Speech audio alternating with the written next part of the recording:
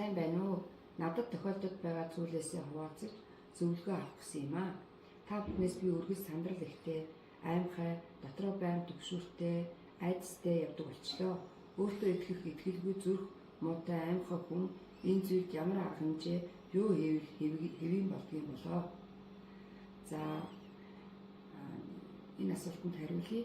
За нэгдүгээр яг тухайн хүн маань зүрхний цохилт олонтой хүн бол илүү их аимхай, одоо янз бүрийн сэтгэл санаа, хүний хандлага харьцааг илүү их хурдан хүлээж авч тэр зүрхтээсэх айх шинж тэмдэг илрээд байдаг.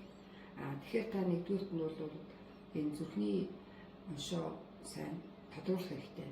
Одоо зүрхний эвшлэг, зүрхний хогоор өөрчлөлт байна уу? За хоолойны гүйлсэн хүчрхай өргөслөөр хуч өвдөжсэн байж болно. Ийм хүмүүс бол бас зүрх дэсэх шинж тэмдэг илүү давмгай яваад идэг. Тэгээд хоёрдугаарт нь болохоор та шинжилгээнд дээрээ үндэслээд үнэхээр энэ зүрхний эвшлэг хэвийн гүйлсэн хүчрхай өргөслийн шинжилгээ, үеимшин үйл ажиллагаа гэсэн шинжилгээ чи хэвийн, за тэгээд бамбай шинжилгээ хэвийн ийм байгаа тохиолдолд бол одоо сэтгэл тайвшруулах, сэтгэл түгшилтийг арилгах эмнүүд байдаг. Тэр эмчилгээгээ